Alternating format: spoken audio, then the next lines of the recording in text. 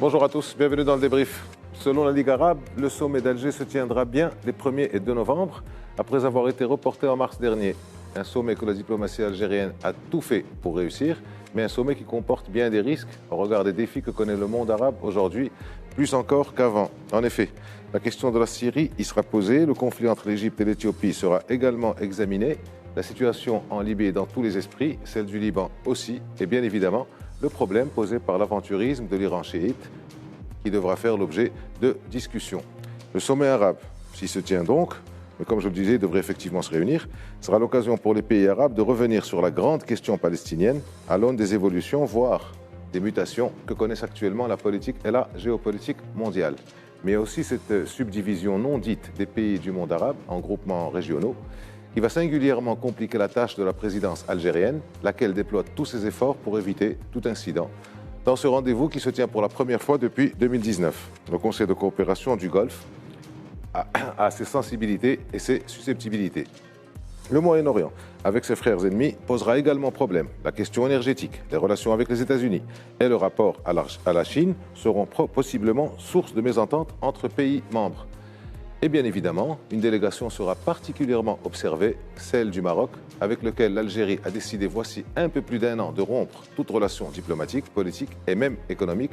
Ce même Maroc qui, lui, entretient des relations cordiales et même amicales, voire fraternelles, peut-être même plus, avec l'écrasante majorité des pays arabes.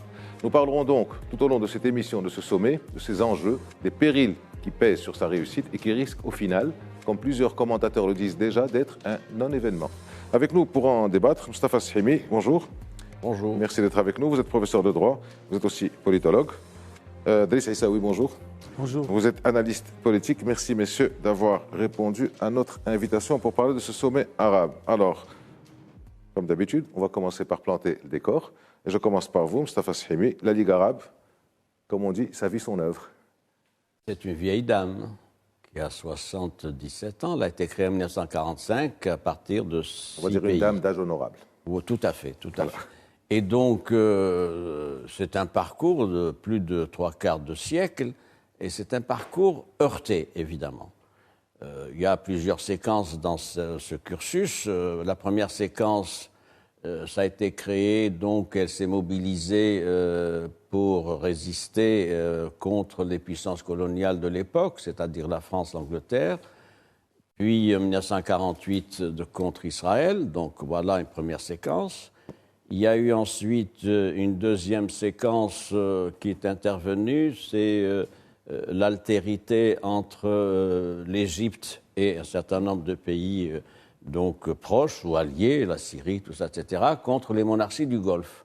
En particulier, à l'époque, c'était donc l'Arabie saoudite et la Jordanie. Donc il y avait là une bipolarisation qui a beaucoup pesé sur la Ligue arabe. Et puis il y a ensuite un certain nombre d'événements importants qui ont marqué la Ligue arabe et qui ont posé un certain nombre de problèmes. Je pense en particulier en 1979 avec la suspension de l'Égypte suite aux accords de Camp David. L'Égypte qui n'a retrouvé son siège qu'en 1990, c'est-à-dire 11 ans après. Je pense également à un autre problème qui s'est posé à propos du Soudan, puisque le président du Soudan, c'était Béchir, donc avait été condamné par la Cour pénale internationale pour un certain nombre de faits, etc., et que la Ligue arabe avait refusé l'exécution donc de cette sentence, ce qui avait compliqué les rapports entre la Ligue arabe et les pays occidentaux en particulier. Il y a le gros problème du Yémen, qui est un problème historique. Ça a commencé avec Nasser en 1962, il faut le savoir. La première expédition, la première guerre du Yémen, c'était Gamal Abdel Nasser au Yémen, et ça a été d'ailleurs un échec militaire et un échec politique de l'Égypte de Nasser. Ça a continué après, toujours le Yémen, c'est un problème récurrent aujourd'hui avec les interférences. D'un côté, la coalition qui a été montée par l'Arabie saoudite et un certain nombre de pays contre les mouvements favorables à l'Iran. Et la situation n'est pas réglée. Puis il y a le problème de la Syrie aussi.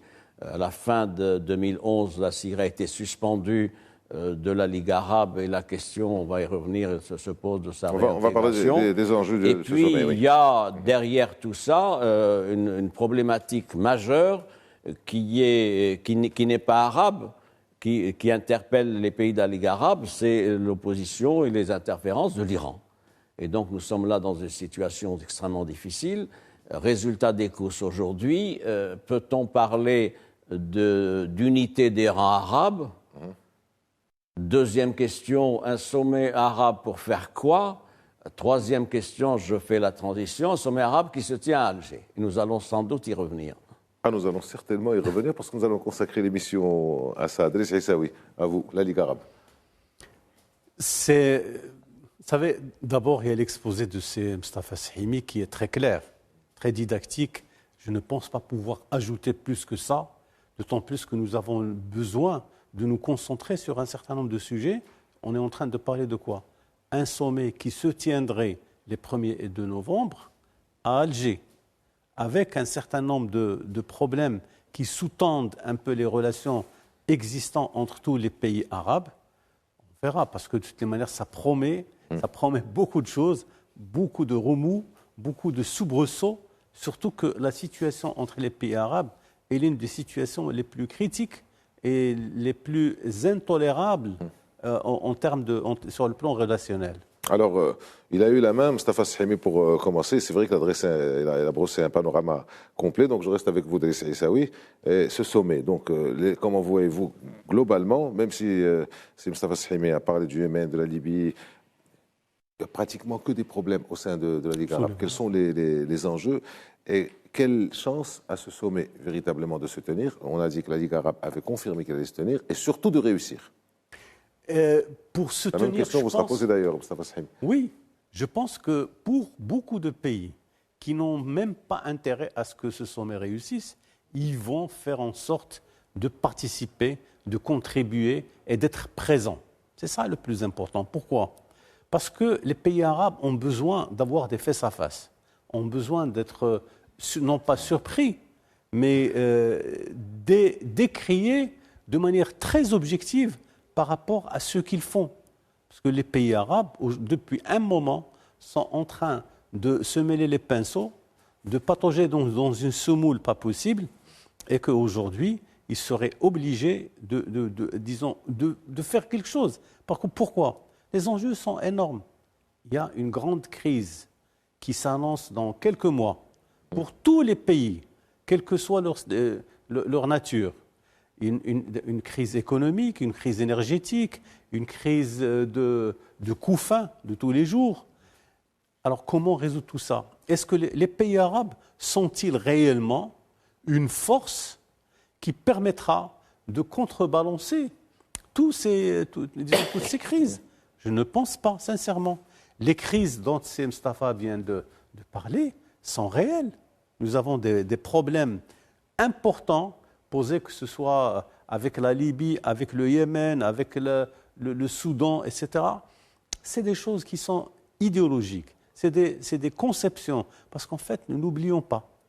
Pour les pays arabes, quand on commence à analyser la situation au niveau du monde arabe, il faut ramener une loupe qui s'appelle la lecture tribale des relations entre les États.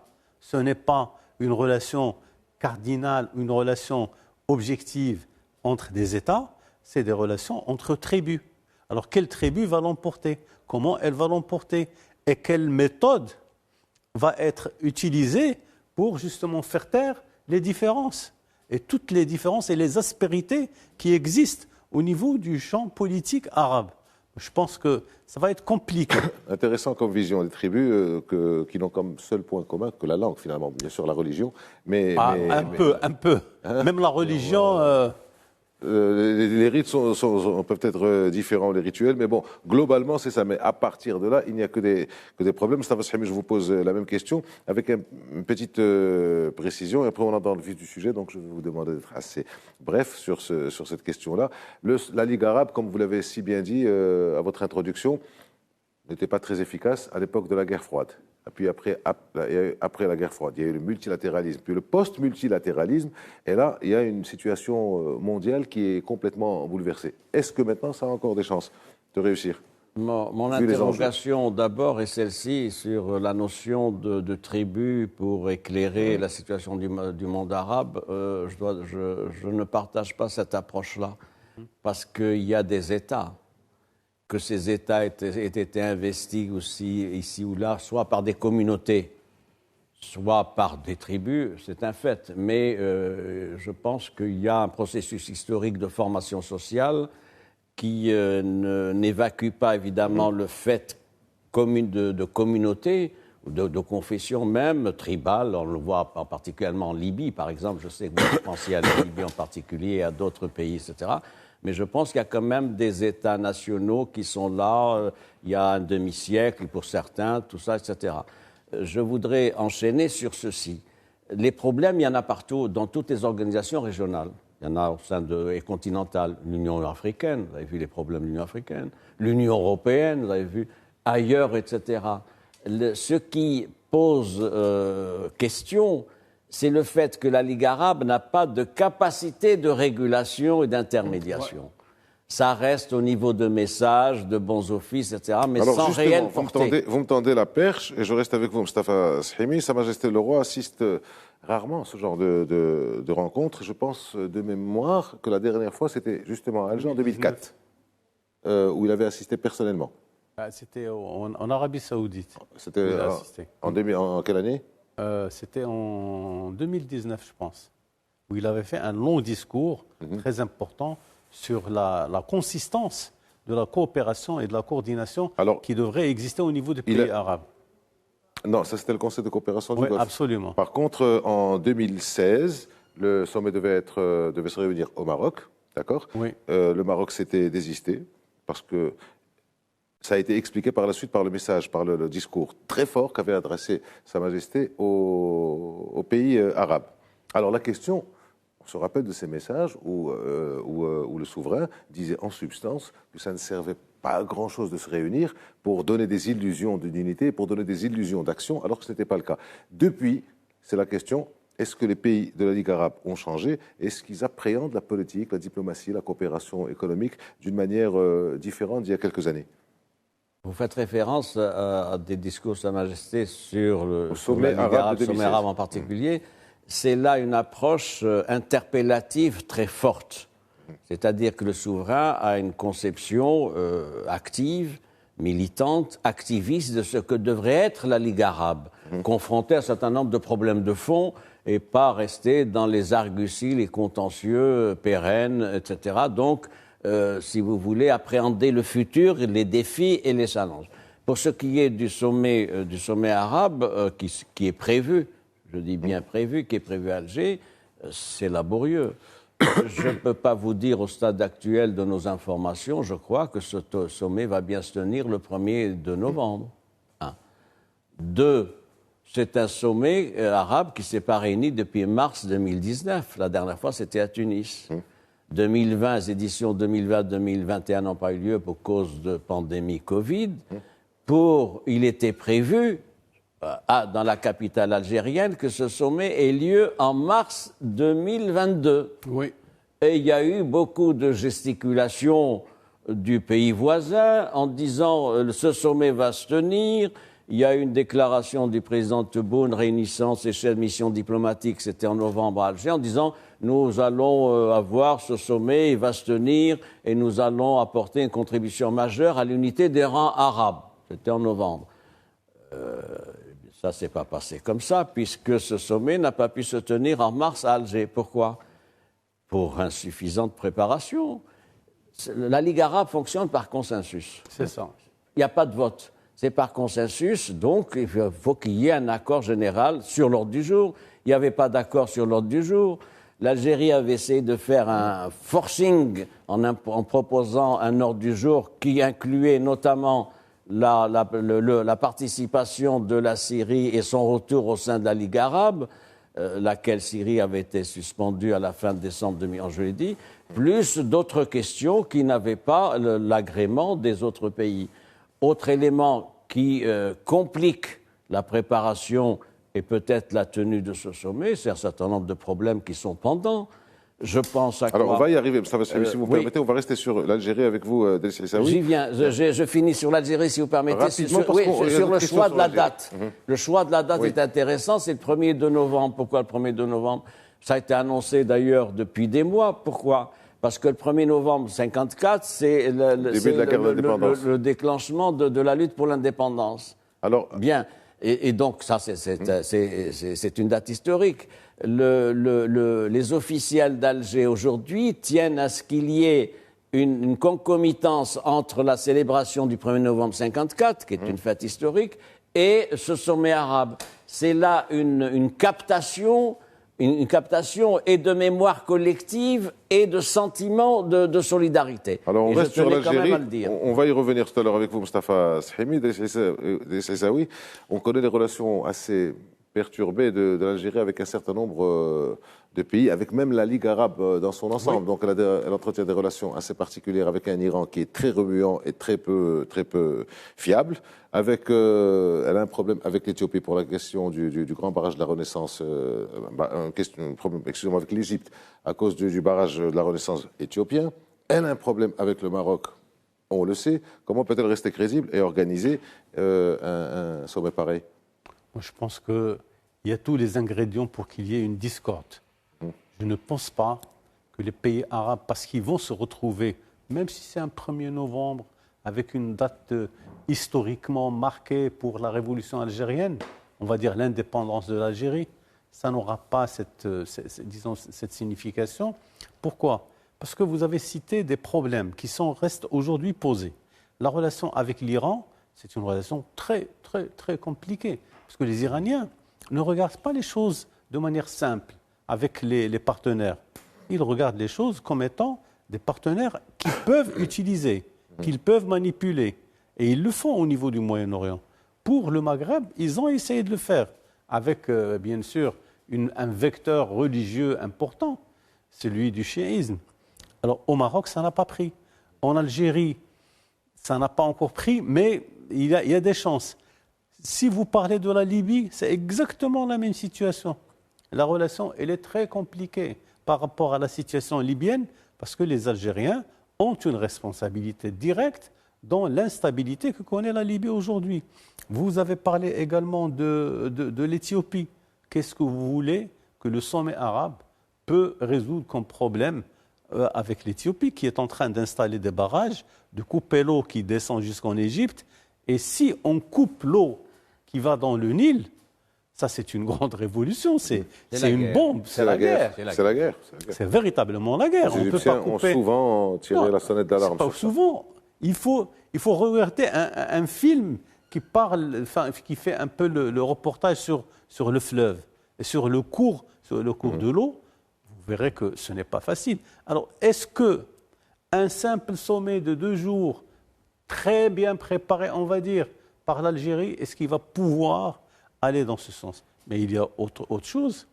Il y a la position importante, officielle, des officiels algériens, qui considèrent que le Maroc, c'est l'ennemi à abattre. Pour eux, là, le Maroc doit disparaître de la carte, parce que c'est un problème de fond qui ne peut être résolu que par la disparition de cet inculpé qui s'appelle le Maroc. Or, le royaume du Maroc est un pays qui a 13 siècles d'existence maintenant. On est rentré dans ça. Il est très bien installé et on peut expliquer tout ça sur l'affaire du Sahara. Ce n'est pas du tout comme le pense l'Algérie. Ça a changé complètement. Je pense que les Algériens ne voient pas d'un bon œil tous les changements qui sont en train d'intervenir sur ce dossier. Alors, restons avec l'Algérie, avec Moustapha Shahimi. Je vous sens impatient d'y aller. Vous allez y aller. L'Algérie a rompu les relations avec le Maroc. On se rappelle, c'était en août 2021. Entre autres, dit-elle, pour la reprise des relations entre le Maroc et Israël. Alors, comment les officiels algériens devront-ils se comporter avec les autres pays qui ont signé les accords d'Abraham, c'est-à-dire le Soudan, Bahreïn et les Émirats arabes unis. Comment se comportera-t-elle avec l'Arabie saoudite qui a autorisé le survol de son territoire par les avions du monde entier, y compris ceux de la compagnie israélienne? Comment ça va se passer à votre niveau, à ce niveau-là? D'abord, un point d'information pour nos téléspectateurs. Pourquoi ce sommet se tient en Algérie? Ce n'est pas lié au rayonnement de la politique étrangère algérienne. Ce n'est pas lié à l'influence retrouvée de ce pays sur la scène continentale, etc. C'est une question d'ordre alphabétique. Et oui, il faut le dire. Jim, c'est l'alphabet arabe, Jim, et c'est le tour de l'Algérie. Quel est le pays suivant qui va organiser le prochain sommet arabe? C'est Djibouti. Il faut le dire. Or, ce qui me frappe, moi, c'est toute la propagande d'État à Alger qui présente ce sommet comme une consécration d'une nouvelle vie et d'un retour de l'Algérie sur la scène internationale. Alors que c'est la procédure normale, c'est passé par l'ordre alphabétique. Il bénéficie, c'est un effet d'aubaine, si je puis dire, c'est l'ordre alphabétique. Alors allons-y, le temps court. Alors, je réponds à votre question. Que veut l'Algérie? Que veut l'Algérie à l'endroit du Maroc? Je ne partage pas l'évaluation rapide et sommaire. Elle veut la disparition du Maroc, etc. Non. L'Algérie veut oui. Ça, vous allez certainement réagir à ça.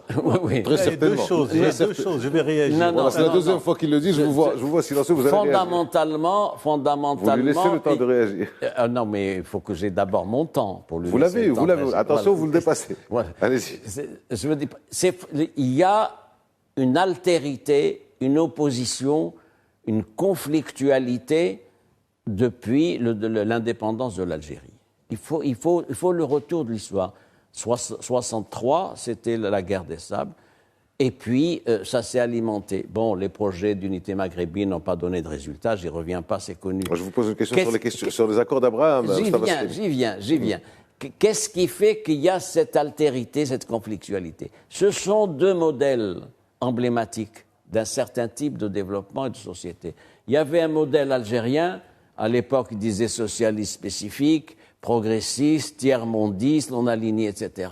Et puis il y avait le modèle marocain, c'était une autre forme, c'est une monarchie, une monarchie, donc avec une économie semi-libérale, un pluralisme, etc. Résultat des courses aujourd'hui, quel est le modèle qui a réussi? C'est le modèle marocain, avec les insuffisances, évidemment, c'est pas, je le dis toujours, le Maroc, c'est pas le Danemark. Mais le Maroc, vous répondez toujours pas aux accords d'Abraham. Il vous reste exactement une minute, parce que après, je vais résumer. Donc les accords d'Abraham, pourquoi c'est important? C'est le repositionnement du Maroc sur la scène internationale avec un statut amélioré. Pourquoi? D'abord, la reconnaissance américaine de la marocanité des provinces sahariennes. C'est la première grande puissance. C'est les États-Unis qui sont les porte-plumes du projet de résolution au Conseil de sécurité, il faut le dire.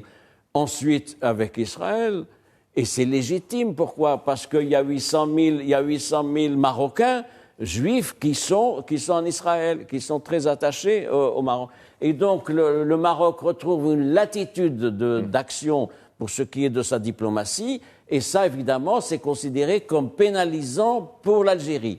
J'ajoute un point particulier. Le dernier? Le dernier, c'est que le discours algérien dit « Ah, c'est une menace. Une menace qui? Personne ne menace personne. » En tout cas, ce n'est pas le Maroc qui est exportateur de bellicisme ou d'hostilité. Donc, nous sommes dans une situation où le Maroc a un bilan intérieur, un projet de société. À l'international, le Maroc est une puissance régionale, influente, et la diplomatie marocaine se distingue par une valeur ajoutée sur la lutte antiterroriste, sur l'islam modéré, sur le changement climatique, etc. Et tout ça marginalise l'Algérie qui en est à gérer des slogans et des réflexes datant de la guerre froide. Vous avez pris longtemps la parole avant de répondre à ma question sur les accords d'Abraham, et maintenant c'est au tour d'Elis Rissaoui de répondre. Mais vous allez certainement être bloqué par la pause. Donc allez-y et je vous le dirai à ce moment-là. Allez-y. Très bien. Il n'était pas d'accord avec vous sur la question des tribus, il n'était pas d'accord avec vous sur la question de l'animosité algérienne. C'est une question de forme. C'est ça le problème. Avec Semstafa, que j'apprécie beaucoup, je pense qu'il n'a pas saisi ce que je voulais dire. avec l'Algérie, qu'est-ce qui se passe? Il y a absence totale de dialogue direct avec le Maroc. C'est ça le problème. Tant qu'il n'y a pas un dialogue ouvert qui va dans les deux sens, où l'on peut échanger des points de vue, etc. Elle refuse. Elle refuse. Le roi du Maroc a tendu la main à 2 reprises, à 3 plusieurs reprises fois. même, plusieurs fois. Et même aujourd'hui même, le roi du Maroc, les institutions marocaines sont toujours disposées à discuter avec l'Algérie en mettant de côté l'affaire du Sahara, parce qu'il y a les Nations Unies qui s'en occupent, et il y a des choses à régler sur le plan bilatéral. Donc ouvrir les possibilités de coopération. Le Maroc coopère avec l'Espagne, coopère avec la France, coopère avec l'Angleterre. Ils n'ont pas de problème. Ils n'ont pas de problème. C'est seulement les Algériens qui ont ce problème. Pourquoi? Parce qu'ils considèrent que leurs capitalistes, ceux qui sont porteurs de projets, n'ont pas le sens, la fibre citoyenne de tout laisser à l'intérieur du pays. Sur les 4 ou 5 pas dernières années de mémoire, Sa Majesté a tendu la main à plusieurs reprises, et je me rappelle d'un discours où il avait parlé d'un mécanisme de discussion où on parlerait de tout, absolument tout, d'une manière claire, d'une manière nette. Alors on se retrouve dans quelques instants après la pause. Après on revient sur la question palestinienne avec vous, Driss Issaoui. On se retrouve dans quelques instants après la pause.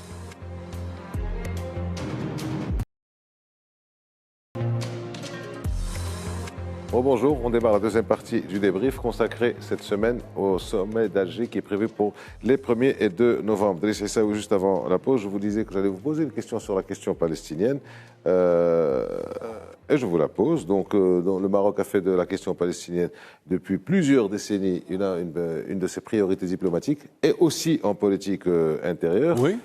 En quoi il peut contribuer cette fois, encore une fois, à faire avancer la cause palestinienne? Très rapidement, avant de vous répondre, une précision pour Semstafa. Oui. Quand j'ai dit, je parlais de l'esprit tribal. Ce n'est pas que les États arabes sont des pays de constitution tribale. C'est l'esprit tribal qui l'emporte au niveau des réactions et des réflexes au niveau politique. Maintenant, concernant la Palestine. La précision est donnée. Très bien. Maintenant, concernant la Palestine, tout est là. C'est-à-dire on ne peut pas, d'abord, les relations entre, entre les dirigeants palestiniens et marocains, elle est excellente. Et entre autres, les Palestiniens aujourd'hui sont en train de gérer des relations très compliquées avec l'occupant sioniste. Et le Maroc, il est toujours là. Il a reconnu l'État, c'est-à-dire la relation officielle avec Israël, avec beaucoup de précautions. Mais demain, s'il y a un besoin d'aller de l'avant, de monter au créneau, il le fera. Parce qu'on a Beit Mal al-Quds, qui est quand même une institution extrêmement importante, d'aide au développement, d'aide à l'enfance, d'aide à la scolarité, qui fonctionne toujours. Et les gens travaillent. Il y a de l'argent qui est toujours mobilisé. Autre chose, c'est qu'au niveau de la parafiscalité, la Palestine est présente pour tous les actes de consommation marocains. Et on ne peut pas l'oublier. Autre chose aussi, à chaque fois qu'il est nécessaire que le Maroc fasse le point sur la situation de la Palestine, il le fait. Parce qu'il est président du comité d'Al-Quds, c'est le roi du Maroc, donc il le fait. Et les Marocains ils ne se sont jamais départis de cette obligation de défendre la Palestine et d'en faire l'un des, disons, le sujet prioritaire de toute la politique intérieure et même la diplomatie marocaine. On ne peut pas lui reprocher ça, quelle que soit la situation qu'il y a avec Israël. Même si on reprend les discussions avec Israël, travailler avec eux, utiliser leur savoir-faire et utiliser leur savoir-être, cela ne veut pas dire qu'on va supprimer toutes les choses qui appartiennent à l'identité arabe et à la défense des grandes questions arabes. C'est très clair, le Maroc, pour la question palestinienne, est dans l'action et pas dans le discours. Très bien, Mostafa Shahimi. Sur ce point-là, si vous permettez, rapidement. Le dossier palestinien, essentiellement, il est où? Il est au Caire. Il faut le reconnaître. C'est la diplomatie égyptienne, pour mille et une raisons, qui a en main, à titre prioritaire, si je puis dire, ce dossier. Rien ne peut se faire sans l'Égypte ou contre l'Égypte. Deuxième pays qui a ce dossier en main, c'est le Maroc. Et le Maroc s'est toujours distingué par une politique d'intermédiation et de rapprochement. C'est tous les efforts, c'est le plan de Fès 1962 de feu Sa Majesté Hassan II, 82 avec la tournée qu'il y avait eu, etc. aux États-Unis. C'est tous les bons offices, c'est toutes les pistes de dialogue, etc. Et c'est le Maroc qui est le mieux placé aujourd'hui pour être monsieur bons offices. Et c'est le moment venu, c'est la voix du Maroc qui comptera du fait de la normalisation des relations avec l'État d'Israël. Et on se rappelle, l'année dernière, c'était il y a un an, donc entre juillet et août 2021, où le Royaume du Maroc avait reçu aussi bien le chef du Hamas que le ministre des Affaires étrangères israélien, et les deux avaient attesté et avaient déclaré qu'il y a beaucoup de dossiers sur la table de Sa Majesté pour régler ce problème. On continue, Moustapha Sahimi, je reste avec vous. Le nord-est de l'Afrique, pas l'est, pas le nord, nord-est, région Corne de l'Afrique, et vers le nord, Soudan, Égypte. Problème au Soudan, problème, on le disait tout à l'heure, entre l'Égypte et... est-ce que cette question figure sur l'ordre du jour, dans l'ordre du jour? C'est une question importante et très délicate et qui peut peser dans le sens de la tenue ou non du sommet, parmi d'autres, mais celle-là est importante. Qu'est-ce qui se passe? Il y a l'Éthiopie qui a un grand programme, qui est le barrage Renaissance, de captation du tiers des eaux du Nil, pénalisant le Soudan et pénalisant l'Égypte. La question des eaux du Nil, on l'a dit tout à l'heure, je le répète, elle est existentielle pour l'Égypte. Donc c'est une situation de guerre qui peut être provoquée. Bien, premier élément. Deuxième élément, le président algérien reçoit pour les festivités du 5 juillet de l'indépendance, il reçoit qui? La présidente de l'Éthiopie, avec une visite officielle de 3 jours. Ouais. Et oui, c'est ça l'agenda. Et à l'issue de cette visite, il y a un communiqué commun sur les problèmes d'intérêt général, etc. Et il y a un point particulier que je cite. Le communiqué dit le droit absolu de l'Éthiopie de valoriser ses ressources naturelles. C'est dans le communiqué. Voilà. Donc ça va créer un problème. On continue parce qu'il y a 22 pays, il y a presque autant de problèmes. Je note un élément de 10 secondes. Il y a 9 jours exactement, qui était à Alger? Le Premier ministre éthiopien. Donc, qui est venu dans le cadre... Donc, il y a là une situation préoccupante pour l'Égypte. D'ailleurs, le président Sisi a fait montre de sa colère et il a fait parvenir un message aux officiels algériens en disant que c'était là une situation intolérable qui portait atteinte à l'unité des rangs arabes proclamée par le discours officiel algérien. On passe, Driss Issaoui, à la Syrie. L'Algérie insiste pour que la Syrie soit réintégrée au sein de la Ligue arabe. La Ligue arabe dit non. Alors, qu'est-ce qui bloque? Même la Syrie dit non aussi. Les Syriens ont envoyé un communiqué disant « Nous ne souhaitons pas regagner notre place au sein de la Ligue arabe, on le laisse pour après ». Alors, si on intègre aujourd'hui la Syrie dans les rangs arabes, mais ça sera un bouleversement total.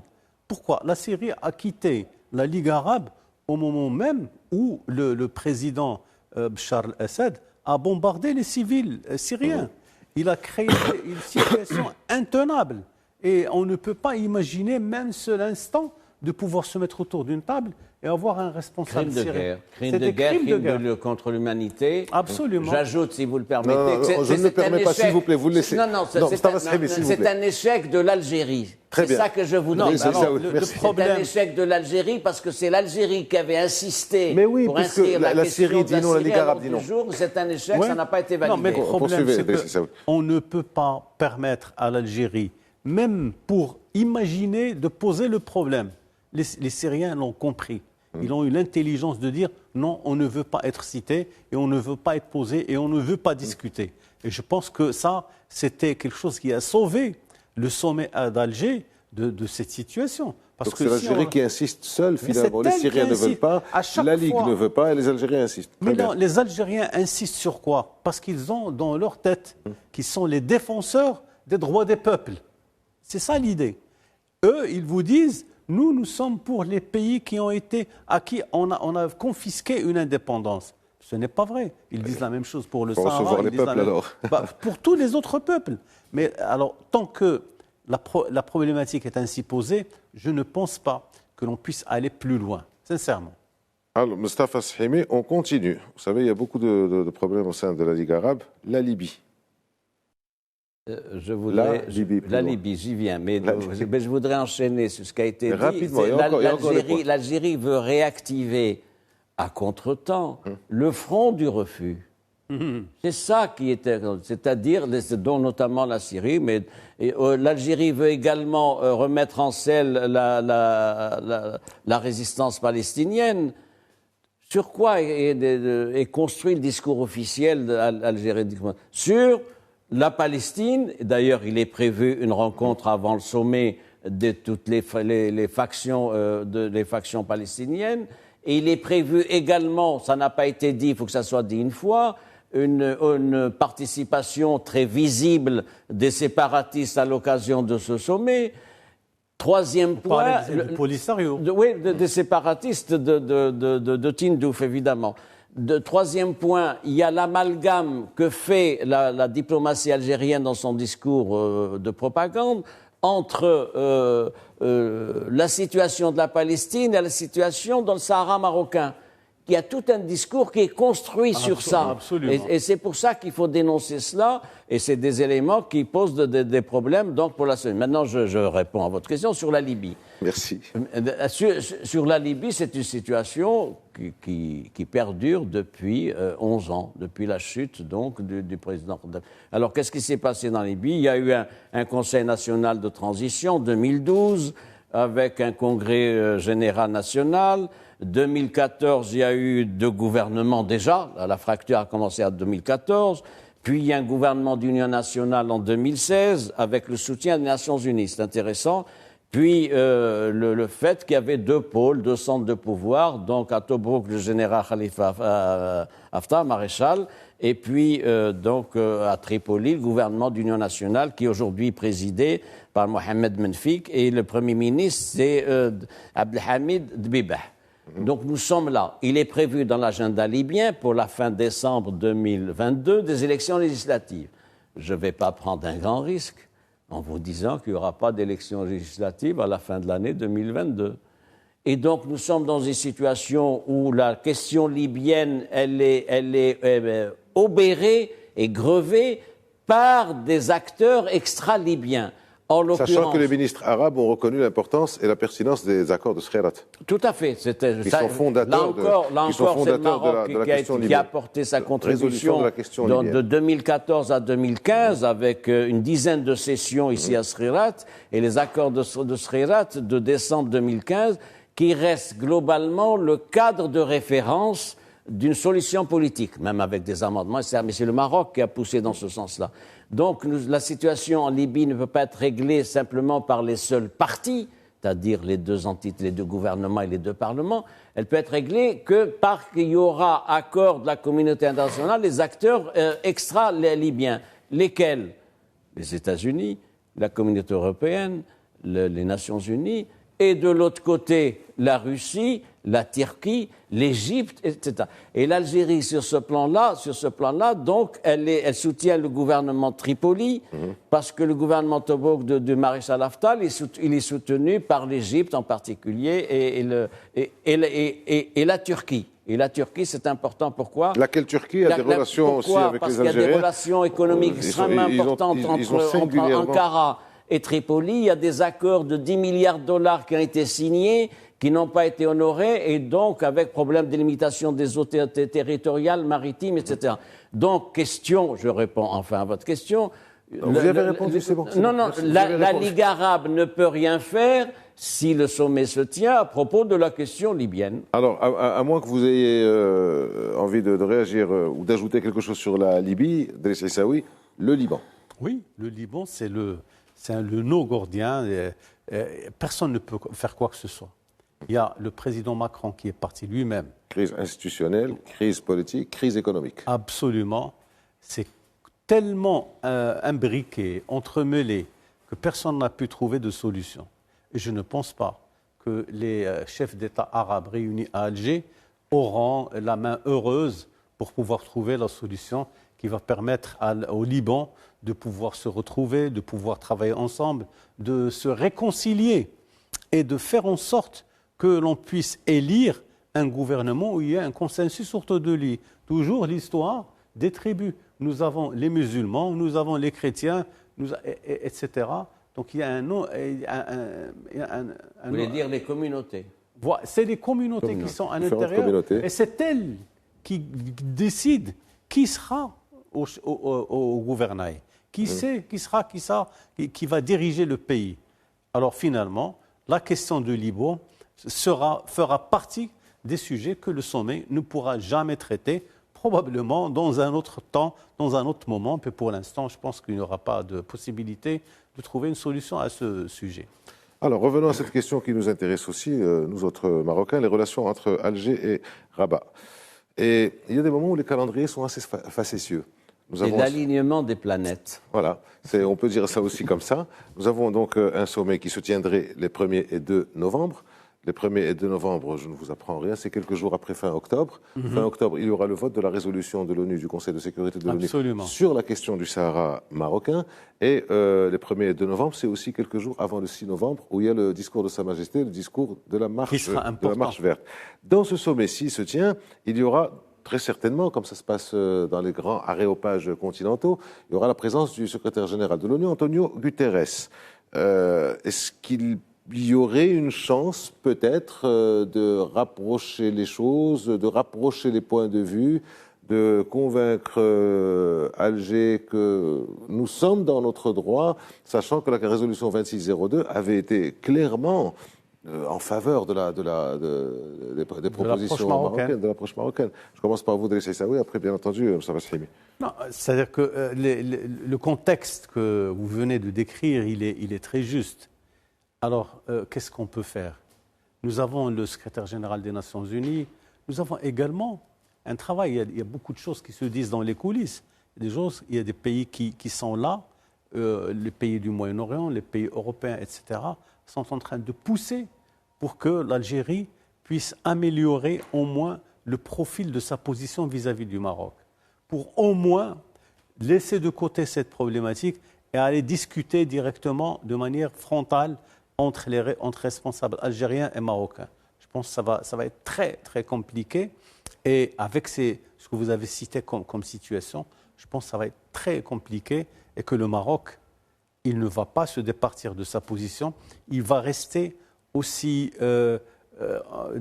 aussi actif, dynamique, volontariste pour jeter les ponts d'un dialogue réel et consistant.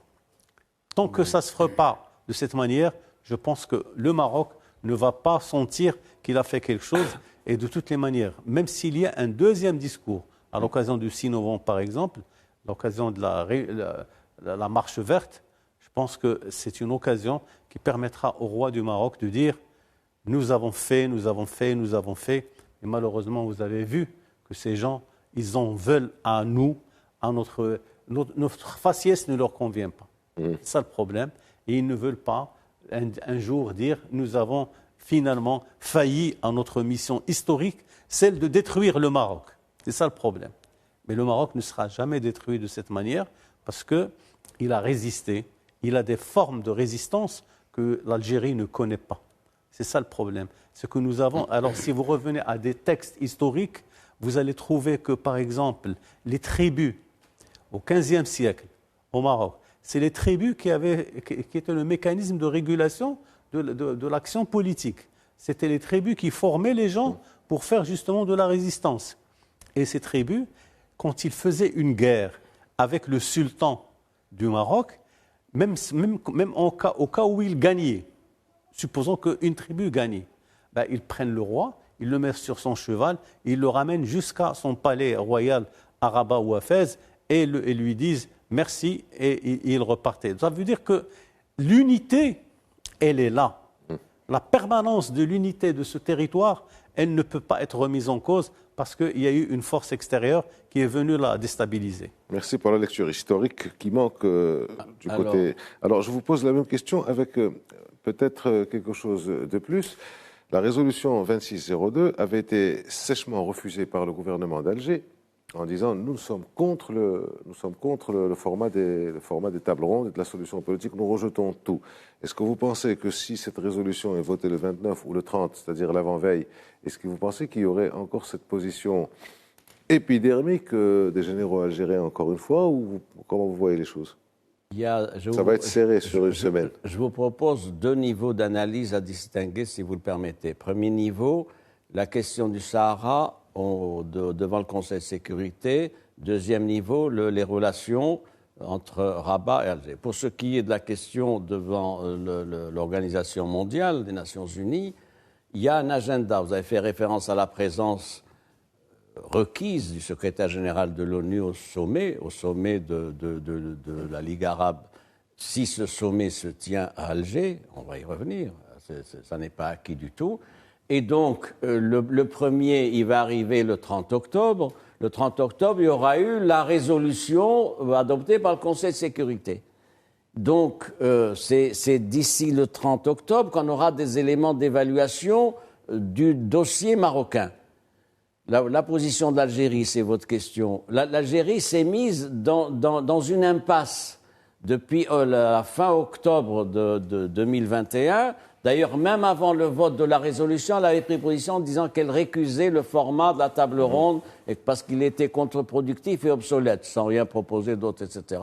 Si, ils ont proposé des négociations directes entre le Maroc et le mouvement séparatiste. Et le comble, le président algérien a proposé d'accueillir la rencontre entre les 2 parties. Ce qui est quand même un exercice tout à fait intéressant de gymnastique diplomatique irrecevable et implaidable.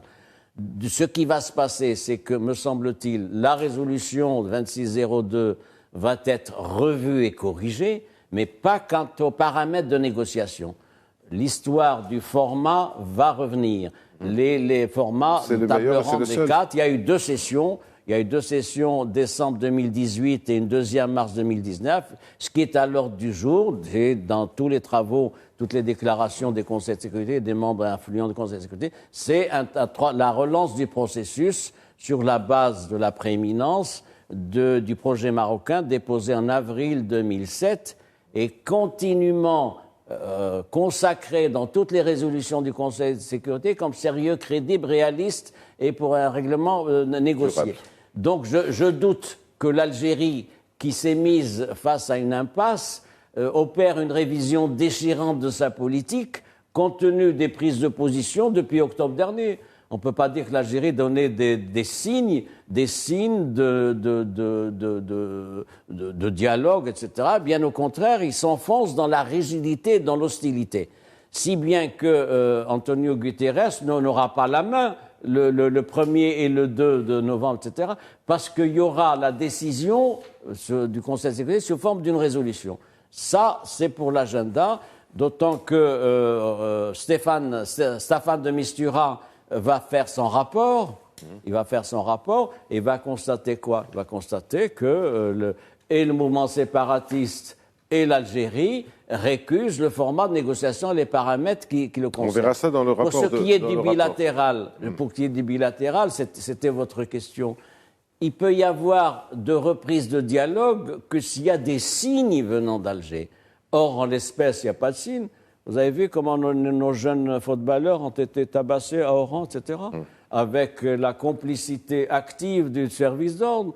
Donc, ça crée un climat. Vous avez vu toutes les déclarations. Donc, l'hypothèse qui est la mienne, c'est la sagesse et la responsabilité du Maroc avec la politique de la main tendue de Sa Majesté le Roi, qui est un acquis. C'est ça qui fait la différence, finalement, sur la scène internationale. C'est qu'il y a un chef d'État qui continuellement répète la main tendue, un cas de négociation, on met tout sur la table, etc. Et en face, il y a les actes d'hostilité répétés des généraux d'Alger, du président Tebboune. Juste pour réagir à ce que vous avez dit sur les jeunes footballeurs de moins de 17 ans, on a vu les images, mais on avait aussi les images des jeunes volleyeurs. El Jadida. Qui était, et ça, c'était magnifique. C'était la jeunesse marocaine, algérienne et tunisienne, en espérant que tout se passe bien pour les jeunes algériens. Dernier mot pour vous, Driss Issaou, on a fait le tour. Donc c'est le dernier mot en forme de conclusion. On a parlé de Liban, de Libye, du Sahara, de l'Iran, de la Syrie, d'Israël, de relations d'Alger avec l'Égypte, avec le Conseil de coopération du Golfe. Est-ce que vous pensez qu'il y a véritablement une chance pour que la présidence algérienne fasse regarder les Arabes vers la même direction et de la même manière? Ça va être très compliqué, mon cher ami. Ça, je vous vois très sceptique. Non, je suis très sceptique, tout simplement parce que Alger, justement, n'est pas dans une situation d'objectivité dans ses relations avec tous les pays arabes. On vient de le décrire. Pour le décrypter, il faut juste écouter nos réponses sur toutes les questions que vous avez évoquées.